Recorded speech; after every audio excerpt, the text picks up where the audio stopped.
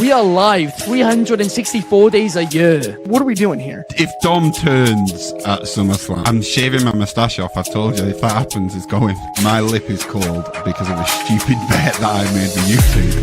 Oh, good. Wrestle's better than Daniel Bryan Daniels. Better than Okada. How did not get fishy after Monday Night Raw?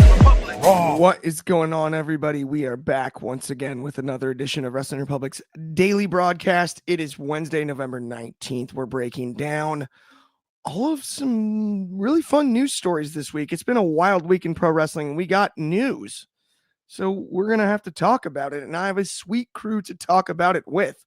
Feels like it's been like 5.5 minutes since I've seen him. I'll introduce him to you really quickly.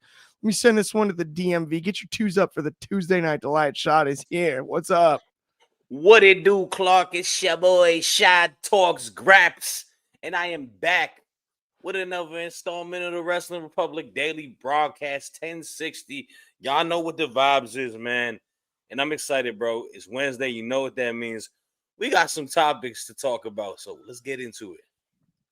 Absolutely. I could not be more fired up to get into it. But before we get into it, we do have to introduce our other co-host for this afternoon, evening, morning. It depends on where you are geographically listening to this right now.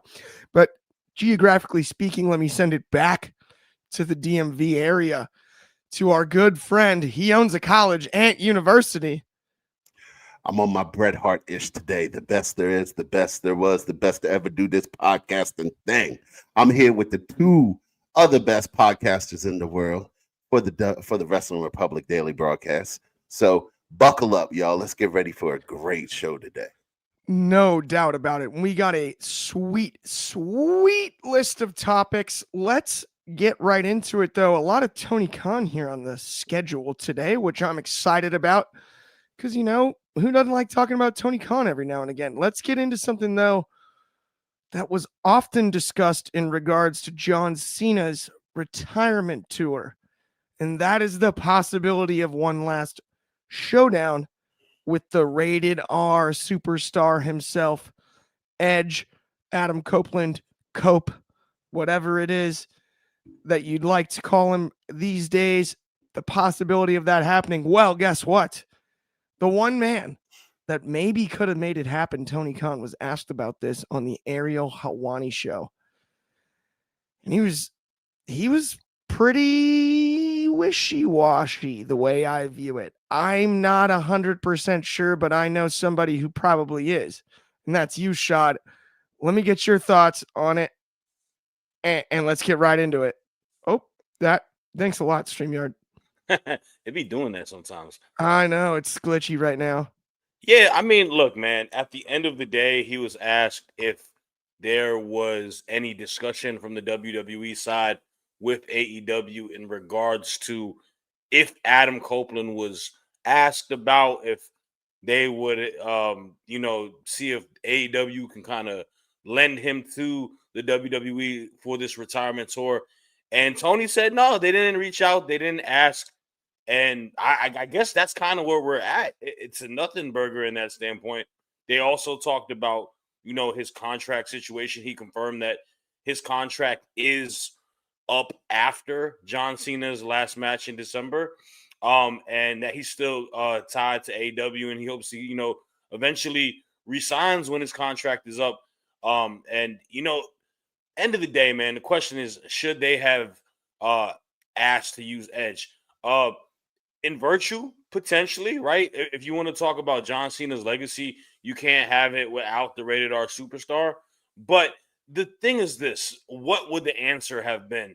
I 100% believe Tony Khan would say no. And if I was Tony Khan, I would 100% say no. The no avenue does he need to lend one of his talents to WWE? It's the fact that he knows what the WWE's end game is trying to do. They mess with this guy all the time. They counter program him all the time. They do all these little sneaky stuff to try to harm AEW. Why in his mind would he give that same company who doesn't have any sense of respect to him, a professional wrestler under his contract, to them for the sake of, it's for John Cena? He don't owe John Cena nothing. He don't owe WWE nothing. So no, he should not have lent him to them. If they did ask, I would say no. It's not in his faith to go ahead and do that. And in regards to Edge versus Cena for the retirement tour, it would have been cool. It would have been dope, I guess. But who cares, bruh? Like this retirement tour has been less than fulfilling to a lot of people for the most part. And what would that have done for it, man? Like it doesn't matter, man. Like this is just the nature of the business, man. Maybe they can wrestle each other when he unretires at some point, and Edge maybe comes back into the WWE. So yeah, I don't think that. I think they could have asked, but we know what it is. They're not going to do business with each other. Like WWE and AEW don't rock with each other like that. They're not in business with each other. They're business against each other. So for us to like try to make this facade, and for people to, I'm going to be completely honest with you, being stupid enough to fantasy book that thinking he was going to be there, I'm sorry, you're selling yourself wolf tickets. Like, No, I love you broke that down beautifully, and I love one of the great points you brought up there though is, do we think the answer would have been yes? Like, come on, are you serious? Why would he say yes to that? And what I find fascinating, Shad, just thinking in hindsight here, is the way Tony Khan came out of this by saying never say never and highlighting the fact that they didn't ask. It was so slick and genius for TK. I didn't really expect actually that kind of game there. In like a weird way, he flipped the script to like, well, they didn't even ask and never say never. And to your point, we all know the answer likely was no. No, right? I mean, for sure. But for sure, the way the interview comes across, it's like, well, they didn't even ask. And I kind of dig that. I will read this one comment that really quick, Shad. At Big said wholeheartedly should have happened. I mean, I think we can all fantasy book and love and wish, and I agree. And like this is the thing, y'all live like I swear to God, bro. Like respectfully to people that are passionate about this industry and this sport. While my cat jumps on me because she feels passionate about this topic too. Like we have to remember this is business at the end of the day. Like, and there's not no fantasy world where they're just gonna make men's and do that for the sake of doing it. It doesn't benefit AEW by any means by lending Adam Copeland to the WWE. It only harms AEW when you lend Adam Copeland to the WWE because it sets a precedent that you look weak. All right, no doubt. You look weak as a competitor. You look weak as an alternative, whatever you want to call it. You look weak as a man by doing that. And you got to stand 10 toes down on business, bro. If they messing with you, hey, man, call a spade a spade. Like, I thought we'll talk about it on the next topic, too. But there's a lot of stuff I will say this. TK talked about yesterday. Yeah, we're going to open up the full can of worms when it comes to the Helwani interview on the next topic. But I will say this. Fernando said, good afternoon, WR crew. But also, DCX Warlord mentioned, remember Billy Gunn at the Hall of Fame? I do respect that. TK, at the end of the day, made the right move there, and honestly didn't really get the good press. He let Jericho go on Broken Skulls as well. Yes, absolutely. Look what they did to him after both of those things. Very true. Now, before I toss it to you, Ant, we also have a bunch of comments I just want to read. We got Ben Davis. We in here, boys, no doubt about it. Great show yesterday, my friend, for sure. And then today's great first show. Hat Gang. I love that, DCX Warlord. Yes. Hat Gang, no doubt, all day. Also, or you have to ask yourself, would WWE try to make AEW look bad? Yeah, probably. And then of course. And then Fernando added, AEW letting Adam Copeland go to WWE makes no sense. I agree. What I find so fascinating about it, though, is like I was saying, Tony made it look like, no, it wasn't about what the answer would have been. We know what it would have been. The three of us agree on that. It's Clark, remember now about they didn't ask. Remember when they thought Dustin Rose was gonna. Remember they thought Dustin Rose was gonna come and help coach the Care Bears. He was gonna help the Care Bears at Cody's coronation. And you said you disagree. Please. Well, here's my thing. So respectfully, I have to disagree with you guys because I can't speculate on what Tony Khan's answer would have been. All I know is what Tony Khan said in the interview. And Ariel asked him, if WWE had came and asked, what would your answer have been? And he goes, honestly, probably, but he said with conditions. And that's where he gets them. Because sure, I'll let Edge come over, but I want Roman Reigns to come on AEW, or I want John Cena to come on AEW. And he's going to make them say, no, it's not a bad move for Tony Khan, right? I love it. If they had asked Tony Khan and he had done it that way, that would have been beautiful, because it would have shown that WWE is not trying to play ball. Like if they really wanted Edge to come and be a part, and like you guys said, Edge is a huge part of the story that is John Cena. So how much do you want to make it a big part? Once again, I'm not going to speculate on anything, because as you guys always said, never say never. There's so many things that happen in this wrestling world. People always said that CM Punk will never come back. So AEW held, like Big said, AEW holds all the cards right there. And it's a beautiful thing to see, because we've gone so long, and people talk about the bad years of WWE, 2005, 2008, all those times where they never had competition. So I love the fact that they have competition now. I love the fact that Tony Khan is putting pressure on them. As we've talked about plenty of times, Blood and Guts was amazing. Like, for you to program Blood and Guts 3 weeks before War Games comes up, and you're just like, here's the bar. Everything. Here's the bar.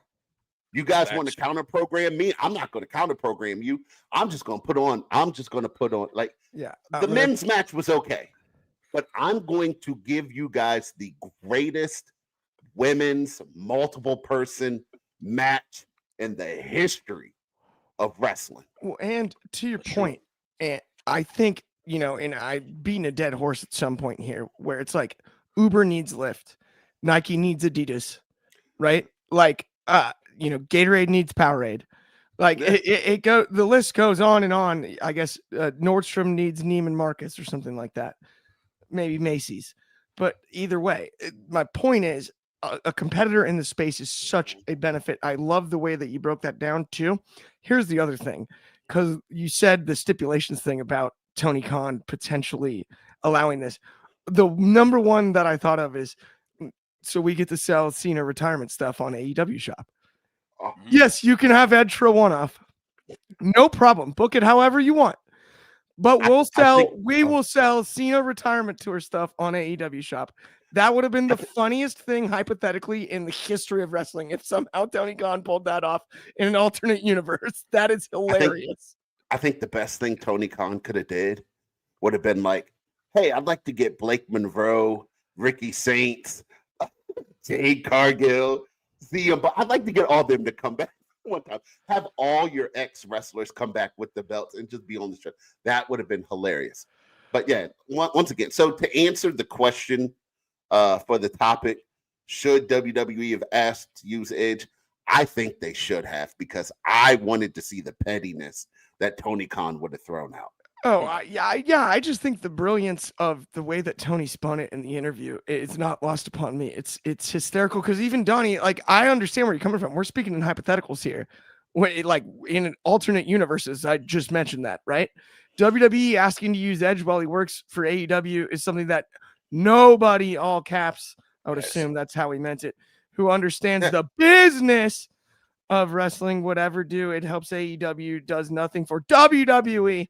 Sorry, now I'm used to reading the all caps like that. How doesn't it help? Give them a match. Now, I will say WWE. I mean, I guess Edge Cena would likely help. That's a little bit aggressive, Donnie, but I do hear where you're coming from. To me, the funniest part coming out of the interview is the way that Tony spun it on. They didn't even ask. Like, it could have happened. Like, the way he said it, it tickled me. Like, at the end of the day, it totally tickled me. And then, yeah, here you go. From say, if they were to ask me to use Edge, I would say, let me use Cody Rhodes for just one day. That would be so funny. There's no way. No. That's now we're in video. That's universe mode, not alternate universe. But That But would be that that's the would way be Tony spend it. yeah. I don't. That's the I way would Tony be spend it. So, go interested to ahead. see that.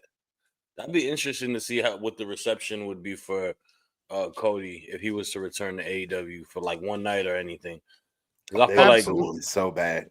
They would boo him terribly. yeah, because he was like it's crazy because people forget like he was disliked a lot in AEW before he by the fans at least. Like the fans were really tired of him before he headed out, and the fact that he made this 180 and became the like the biggest baby face in the WWE, presumably. Like it's interesting. I don't like if that's not more if that isn't territorial between like a fan base versus a fan base, I don't know what is. Cause like I ain't gonna hold you, bro.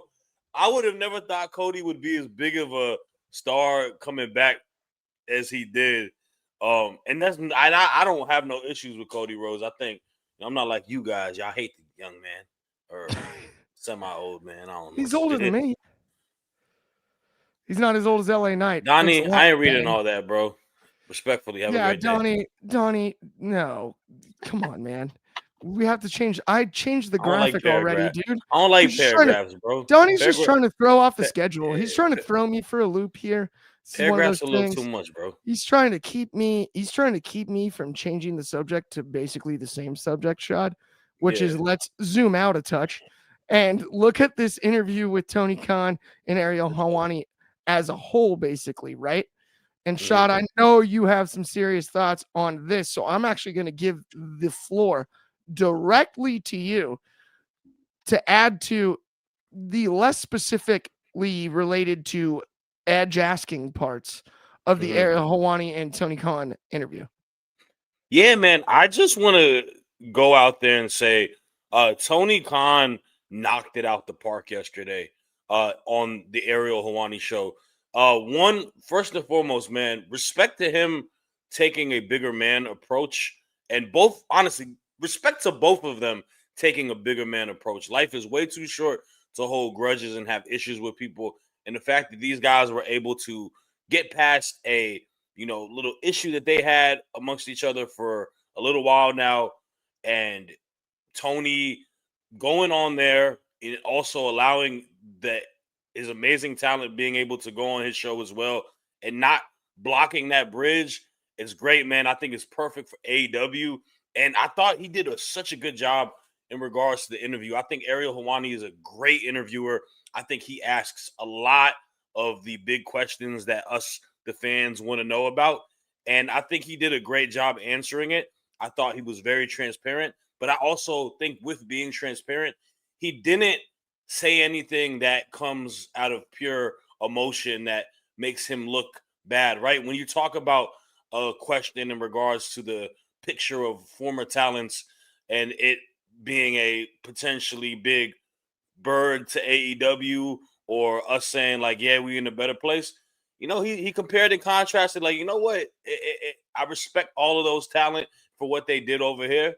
And it reminded me of a moment when Mox and Cody took a picture together, right? Or talking about CM Punk, right? A big topic that has been a black cloud over AEW and not opening up the wound, kind of just answering it directly, saying there was, issues between us that we didn't see eye to eye. I viewed putting the footage out there for your interview that you had with answer questions.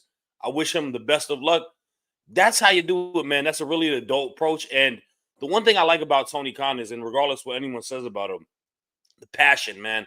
This guy sees AEW as his passion project, and this guy is genuinely excited to talk about anything but everything in regards to AEW. That goes with any of the talent that he likes. Talks about all of them with such admiration, talking about all the storylines, talking about the business with WBD and with TBS and all the potential big stuff that they're going. He's just a big avid fan, and that was really good, man. And I think you see the maturation of him within talking to media compared to a few years ago to compare to now. Like you can see that he's more equipped into the game. He's more, savvy, talking to pundits and stuff like that. And it's a lot to go with there. And I can kind of see why a lot of people talk so highly of him in this industry. Why a lot of the talent ride for him like they ride for him, bro. Like they really go to bat for him. And that's, it's telling him, and I want to give him his props on that, because in a industry where he gets a lot of flack, right?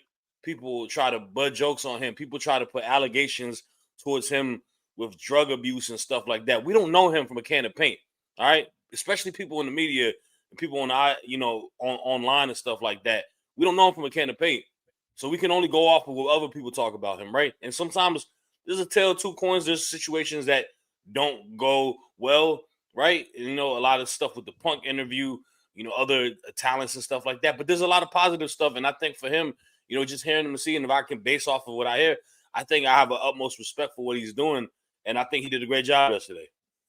I think you broke that down so beautifully, Shad. Truthfully, I could not agree more. I also think this is one of the best things that Tony Khan could have done. And I agree with you both sides. Ariel Helwani doesn't pull any punches. He's a true journalist when he does an interview. And even Donnie added here, Tony deserves credit for fixing his previous wrong. Yeah, I think he did even more than that. When it comes to his passion for pro wrestling bled through for the first interview I've heard in quite some time in a way that was just really cool. And you broke that down as well, Shad. On top of that, like even talk about like when there was the draft and they were talking about comparing contrast and saying stuff like they're the Harvey Weinstein. Like that's a big dig, right? Yep. And that's a joke. It's not like a joke compared to compared to what we are now. Like I feel like he's grown and not like I feel it, bro. I'm an emotional dude, yo. If I'm pissed off, sometimes I spit some stuff that'll come I'll be like, dang, I shouldn't have said that. I'm wrong. There's literally highlights of it online. You should see your battle raps. That's all I'm saying, Shad. There's work, yeah. You don't want any of those. There's stuff in my battles I regret I said too, to be honest with you. So yeah. No, that's what I'm saying, But we've got a couple comments even backing that up, but then we do got to keep it rolling because we got some topics we got to get to here, no doubt. But we've got Davis here in the comments with Tony has matured so much in the business. He doesn't get the credit he deserves. I couldn't agree more. And then say he added, let's be honest though, I'm not surprised that Tony Khan took the mature route. He owns multiple businesses, unlike people in WWE where that's their only source of income. He is a business owner. He is a private equity owner. There's no doubt about that.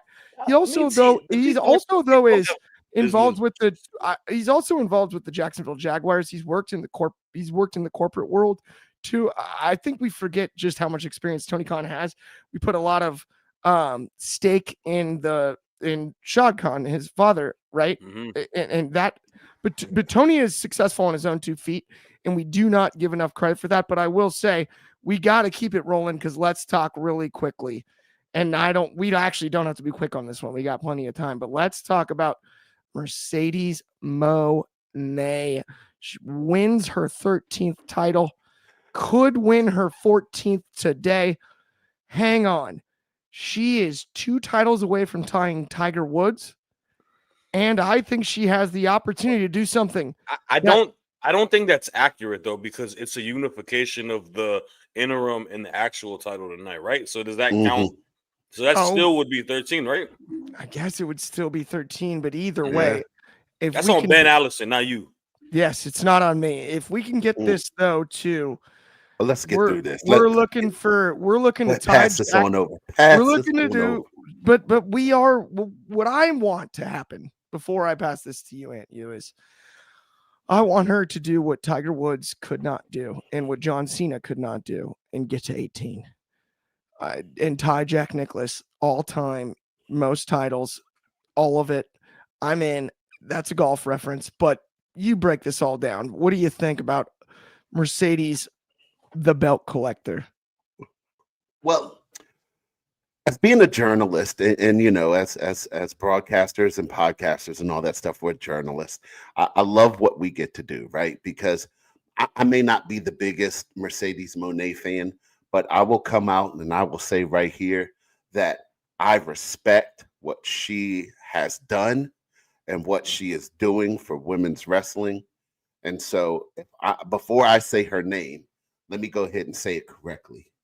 The interim Ring of Honor Women's World Television Champion, the CMLL World Women's Champion, the Rev Pro Undisputed British Women's Champion, Queen of the Southside Champion, EWA Women's Champion, the Primetime Women's Champion, the Bestia Wrestling Women's Champion, the Discovery Wrestling Scottish Women's Champion, Body Slam Women's Champion, Winnipeg Pro Championship Champion, the APAC Women's Champion. That was her number 13. The 2025 Owen Hart Foundation Tournament winner, and the AEW TBS champion for 539 days and counting. Not only did she beat Jade's record, but she is just rewriting them all. And she is the PWI 250 #1 ranked women's wrestler in the world. The accolades speak for itself. It doesn't matter how I feel.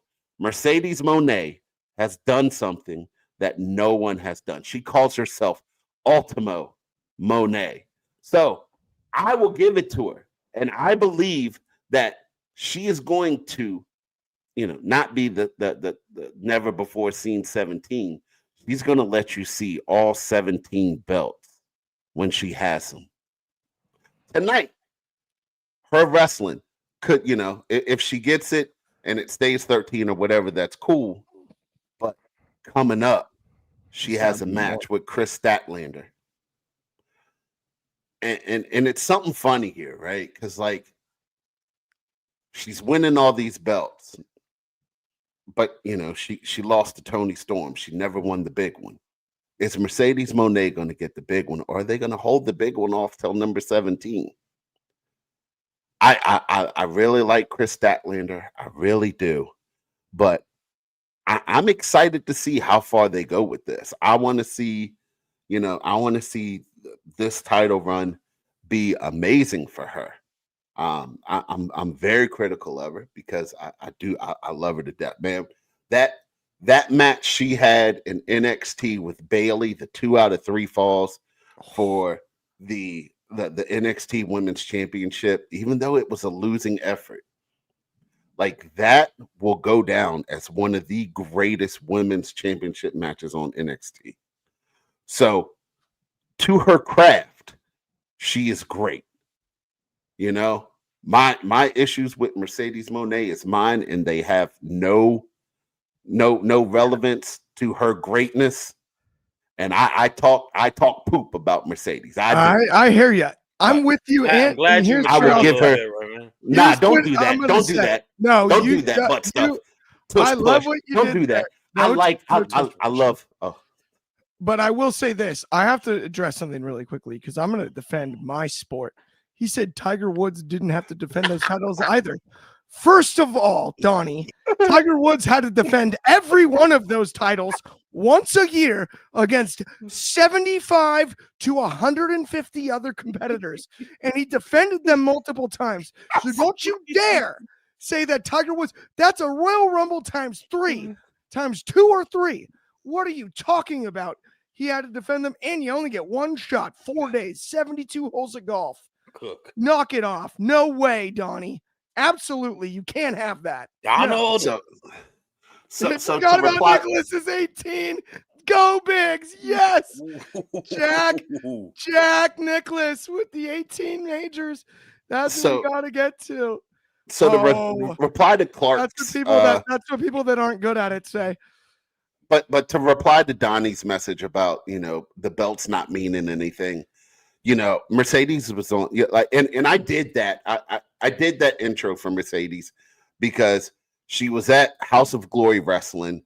It wasn't a huge promotion, but so many eyes were on it and watching it for not just her, but for the other people that were there. And she had the ring announcer introduce her like that, introduce every single belt she's won. So there are a lot of people that don't know any of the belts she has. They know she has the TBS. They know that's it. But when you have a ring announcer do that, and hopefully she continues that And shines light on all those belts. I think Can the I coolest. can I say one thing though, real quick? You say No, more you than one want if you to. like. No, it has The nothing to do floor with is yours. Mercedes. In regards to what he mentioned with the House of Glory, I think in the argument about she's not really doing anything for the indie talent, the belts, or whatever they may be. I think that House of Glory match is an example of what she has done because she wrestled a very, very super talented young lady, Noor Phoenix Diana from Malaysia, the former APAC Women's Champion, 700 days as champion, the first ever hijabi Muslim women's wrestler, someone that I truly like, no lie, I have the most admiration, respect for. She's a superhero, in my opinion, for her doing what she does. And the fact that a lot of wrestlers in the community, Mustafa Ali, Shotzi Blackheart, a lot of other people on Twitter who were at the show and saw her, retweeting saying, "Yo, this girl is special. Like she's got something to her, and she's a trailblazer." So Mercedes wrestling her and Mercedes being her idol, right? Not Mercedes being the idol of her, but Noor facing against her idol was amazing to see. So like moments like that in pro wrestling, man, as a wrestling fan, like that's the type of stuff that makes me feel nice, warm, and fuzzy inside because it's dope to see, man. So salute to Mercedes, but salute to Noor. And I'm not gonna lie to you, man. I was rooting for Mercedes to lose last weekend. Yeah. I wanted her. I wanted Noor to beat her, man. I was rooting for Noor. And Noor, if you're watching this, because you did repost my clip, also salute to you. Spotlight is open, man. Spotlight is open, man. I would love to have the honor to get to interview. That's open mic, no doubt about it. I'm with you. But let's get into the main event. There's a lot here, comments wise, but I'm not just gonna. I can't read through all of those. Oh, we got a Jehovah's Witness in the comments. Don't knock on my door. And then Donnie De Silva. What did? Oh my God. He said, "Don't knock on my door." Holy shit! Would it not have done more if Mercedes shocked the world and put that woman over and didn't end her 700-day title reign? I don't know. You making Donnie sound like the what's his name, Mr. Crocker from Fairly Odd Parents? More. Yes. All right, let's get into this though because I can't believe it. I didn't see it. I couldn't have seen it from a mile away. No way. I thought this was Seth Rollins' vision. I didn't understand that the real name of the group all along should have been the Paul and Paul Connection. This is the Paul and Paul Connection, and it's always been the Paul and Paul Connection. If you see the way that Logan and Heyman, their other names, view each other on that impulsive podcast. First off, Paul Heyman is very clearly hyped that the name Paul is in the name of the podcast. He's fired up about that. You can see it out of the gates. These guys are looking at each other glowingly. I should have seen this a mile away. I mean, I can't keep being frustrated with Logan Paul because he's really good, but I don't know if he fits the vision or if he just fits Paul Heyman. I'm really not sure. And yes, eventually they're going to take on the Care Bears here in War Games, my friends. But it's official. Logan's in the vision. We got to change the name. It's got to be the Paul and Paul Connection. The Pauls and the Bronze. Paul Bronian. Something like that. We got to come up with a better name or something, but I got to get Aunt you your thoughts on Logan Paul being an official member of the Vision. Do you think this is what they visualized when they envisioned the Vision? I do not. I think Seth Rollins getting hurt, they needed to scramble and do something. And the goal was always to get heat on these guys and to get to get super heat, make them bad guys, make them heels. And in that case, Logan Paul's the perfect person to do it. Because as Kevin Owens always said, he's just got a face that you want to punch, no matter who it is. And so bringing him in, like, it's super easy just not to like them now. And if Logan, introduces his nefarious ways to the Brawns, and you got the Brawns and the Pauls doing all their stuff, then it's going to be easy to not like them. Teaming up with another person who people just love to hate now. People love to hate Brock Lesnar. People loved, I don't know, man. Drew McIntyre's the outlier in it, right? Drew, people call Drew a crybaby, but people still love troll Drew on X or Twitter or whatever you want to call it. So this team that's made up for War Games is really good. And the superstar team that they're against, like it's a crazy team they put together for War Games. But yeah, man, I'm happy that Logan Paul is with the Vision. He'll get them the heat they need. Happy? He adds that high flying ability that they don't have. They got the monster with Bronson Reed. They got the power with Braun Breaker, the power and the speed, and now they got someone who won't.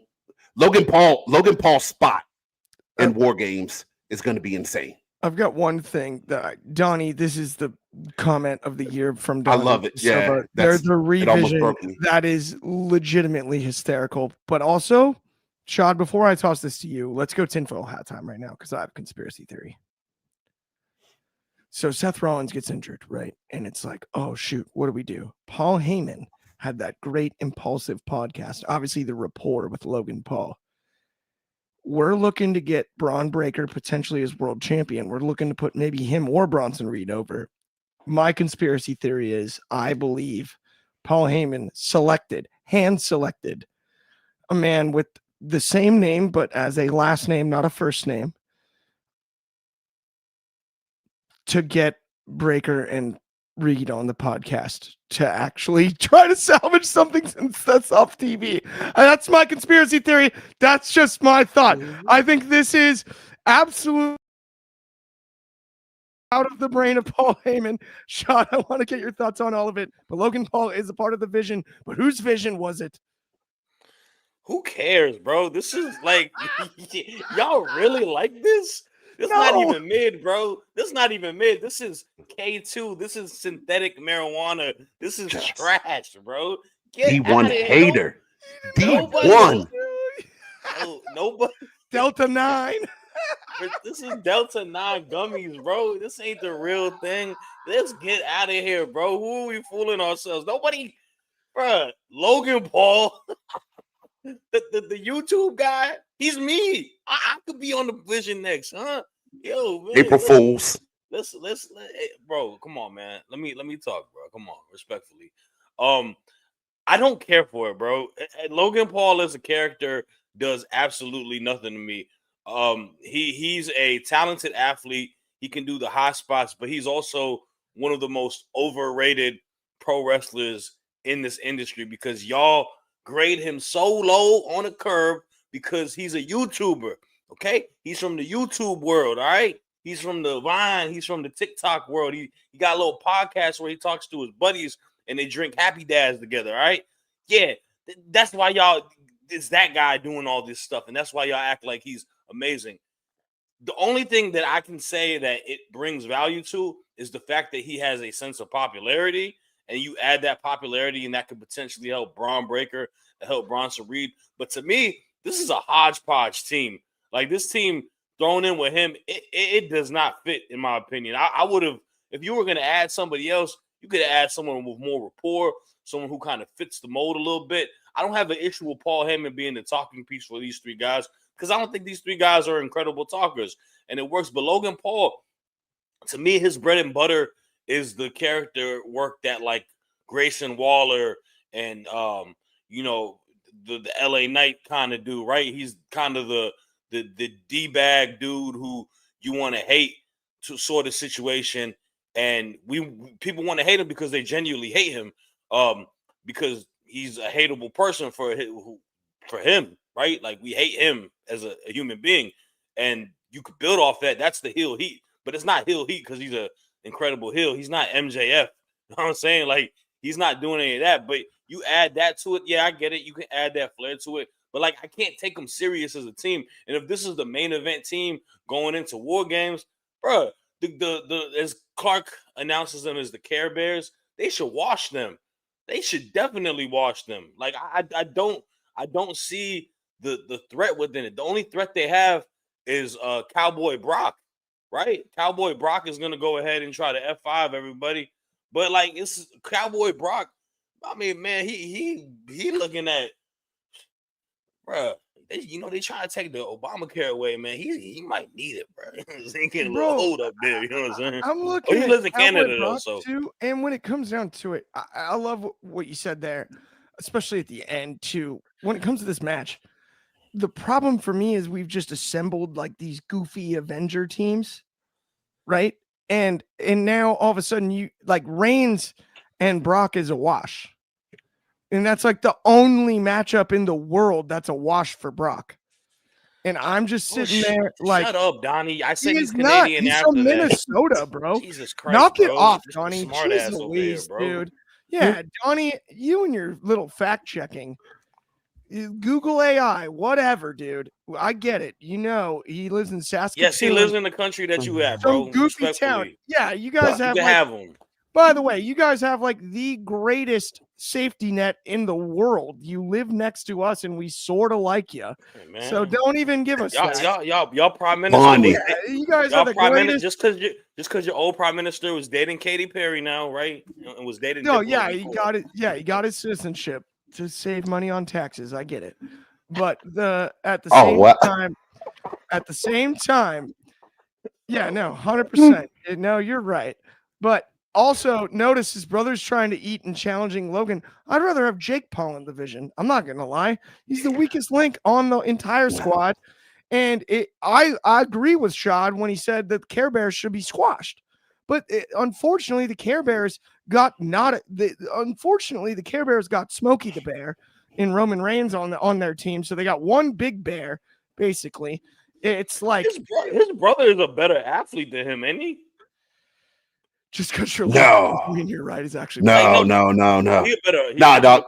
High school wrestling. Logan was the better wrestler. Logan was the better athlete. Yeah. Okay. Nah.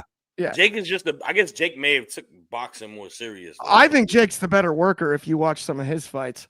To be honest, I believe he knocked out Tyron Woodley. At the end of the day, it looked like it. That's all I'm saying. But with that, it's gonna bring us to the end of the show. Hold on, one second. Oh, one more. No, it's transparent, bro. I don't like him, like genuinely. Like this isn't no fake to the facade, bro. Oh, like, I think the Cody hate thing. He was sucking to me on that. To be honest, I mean, or me. So he said my Logan hate is even more transparent. Than okay, maybe I hate everything. Oh no, dude, I'm allowed to hate whoever I want, Donnie. Don't you dare! He's angry right now. Look. Yeah, dude. Nah, because he's what elite worker, bro. Like elite. Like, did Stevie Richards take Donnie DeSilva's YouTube account? Like, yeah. What happened here, bro? Stevie Richards is on his account, bro. We gotta tell him he got hacked. I'm trying to take us home, guys. Hate who you want. The man is legit great. Good for you, Donnie. Either way, at the end of the day, that will bring us to the end of the show. Thank you, everybody who tuned in. We'll be back tomorrow, same time, same place. Oh my God. Yo, peace out, y'all. That's noon Pacific, 3 o'clock on the East Coast. That's of course 8 o'clock on Yes, I think I know more than Stevie Richards, buddy. 9 a.m. And for my good friends in Hawaii, shout out to our friend Donnie DeSilva and everybody that commented. Thank you so much. If you haven't liked and subscribed already and hit the notification buttons, please do. Check out all of our stuff over at Wrestling Republic on Undercard and stuff as well. On behalf of me, Shad, and you, and everybody at WR, I hope you have a great He's trying to skip Bayless me. You're not a wrestler. You don't know what you're talking about. Mad love, everybody. We do the Thank same you thing, so Donnie. much. It's all good, bro. In the words of the great Ben Allison, whatever, get out of here. Go home.